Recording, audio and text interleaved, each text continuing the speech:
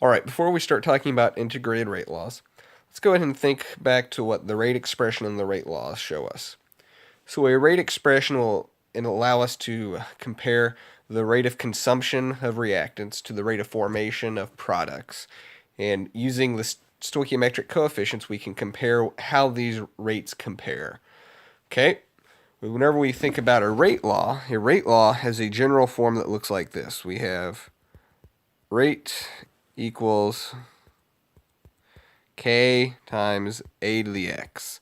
So this allows us to calculate the rate if we know the concentration and then the order with respect to the reactants and the rate constant. So we can relate the concentration to the rate.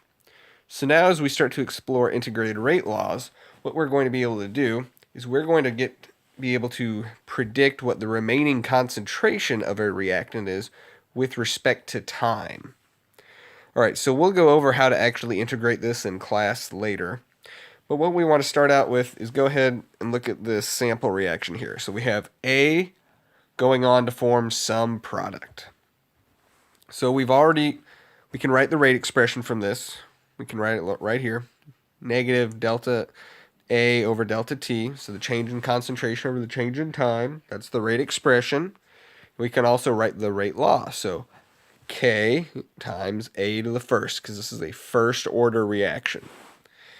So if we start to think about an example here when we're looking at the decomposition of hydrogen peroxide in a basic solution, what we'll see is that hydrogen peroxide decomposes to form water and oxygen. So using some calculus, we're going to be able to use our rate law and derive this expression here. And we'll derive this in class, like I said. But what this shows us is that the natural log of the concentration at time t over the concentration at the initial time, so a sub t over a sub naught, is equal to negative kt, where k is your rate constant and t is your time. Okay, so let's go ahead and try to rearrange this equation. So looking at this equation, we can go ahead and use our law of logarithms, because remember that we started out with this expression. We said that the natural log of a sub t over a naught equals negative kt. So using our law of logarithms, we were able to take this, the natural log of a over b, which is also equal to the natural log of a minus the natural log of b. So substituting this in, this expression right here, we would have the natural log of a sub t minus the natural log of a naught equals negative kt. So what we're going to do is we are actually going to add this term over to the other side and obtain this. So if we look at the form of this equation, this actually looks like a linear regression. So we have y equals mx plus b, where y is your concentration at some time. It's the natural log of your concentration. M is going to be negative k. X is your time. And then your slope, or not your slope, your y-intercept is actually the natural log of the initial concentration. So what this would enable us to do is, if we had a set of data, if we graph the natural log of a sub t, so the natural log of a versus time, if this gives us a linear relationship with a negative slope, we could determine graphically that this reaction is first order. The other thing that this will allow us to do is, if we do have a graph of this, is we can go through and actually calculate the rate constant, because the slope, or the negative of the slope in this case, will be k. So let's go ahead and look at a few examples. So the first example we're going to look at is again the decomposition of hydrogen peroxide. So the reaction is first order, and we don't actually have to say that because we can look at the units on our rate constant. And since the units here are to per second, that means this reaction has to be first order. All right, so let's go ahead and figure out what we know. So we know the rate constant right here. It tells us the rate constant is this. So this is K. And it also tells us the initial concentration of hydrogen peroxide, 0.30 molar. So that is going to be A naught. So whenever we start to think about what the integrated rate law looks like, let's go ahead and write out our equation. So we have the natural log of A sub t over A naught equals negative KT. So from this problem, we already know A sub naught, and we know K. So then we're asked three questions. We want to know what is the concentration of H2O2 after 4 hours. We want to know how long it will take for H2O2 to have a concentration of 0.12 molar. And we also want to figure out how long it will take for 90% of the hydrogen peroxide to decompose. So whenever we look at our first case here, looking at what is the concentration of H2O2 after 4 hours, we're given time. So now we can solve this equation because we have one equation, and now that we know the time, there's only one unknown. So before we just start plugging in, notice that the units on your rate constant are per second. So that means we probably need to go through and convert our time from hours to seconds.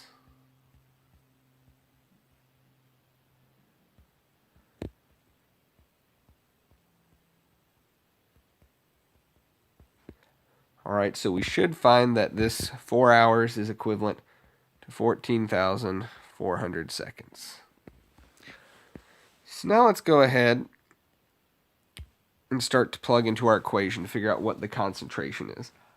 So again, just get in practice, review what the equation is. The integrated rate law for a first order reaction is the natural log of A sub t over A sub naught equals negative KT. So as we plug in what we know, we can write the natural log of A sub t over A naught. Let's go ahead and plug in for A naught. So we don't know what A sub t is. That's what we're trying to find. So here, A naught is 0.30 molar. And that is equal to negative K, so 1.8 times 10 to the negative 5th per second, times the time, which is 14,400 seconds. All right, after we plug and chug here, what we should see is the seconds cancel out because we have per second times seconds, so that goes away. And we are left with the natural log of A sub t, or 0.30 molar, is equal to a dimensionless quantity, which is negative 0.26. So if we want to solve for A sub t, we have to cancel out that natural log. So we're going to take the exponent of each side. So e to the ln cancels out. So we're left with A sub t over 0.30 is equal to e to the negative 0.26. So then we should have A sub t over 0.30 molar equals 0.77. And now we'll just have to multiply our initial concentration over. We should find that A sub t, which is the time again was 4 hours or 14,400 seconds, that concentration would decrease to 0.23 molar. So you will know if you made a mistake if your concentration of your reactant increases instead of decreasing with respect to time. All right, so that answers the first question. So now if we look at the second question, it says how long will it take for the concentration of hydrogen peroxide to be 0.12 molar? So if we plug in what we know into our integrated rate law, so we know the natural log, but now we know the concentration at time t. It's 0.12 molar over the initial concentration, which is 0.30 molar. And this is equal to negative k, so negative 1.8 times 10 to the negative fifth per second. And then this will be multiplied by time. So notice that the units cancel out here on the left-hand side. So you'll take the natural log of the quantity of 0.12 divided by 0.3. Then you'll need to divide that by the negative 1.8 times 10 to the negative fifth. And since you're dividing by this term, since it's per second, whenever you divide by per second, the seconds goes to the numerator. You should find that time is, taking into account the sig figs, let's see, you get 50,905 seconds, so with sig figs it'll be 51,000 seconds.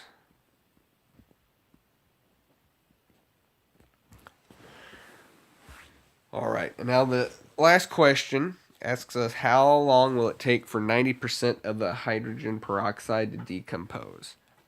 So you have a couple of ways that you can do this. The first way is perfectly fine. So if 90% of it's decomposed, that means you only have 10% remaining.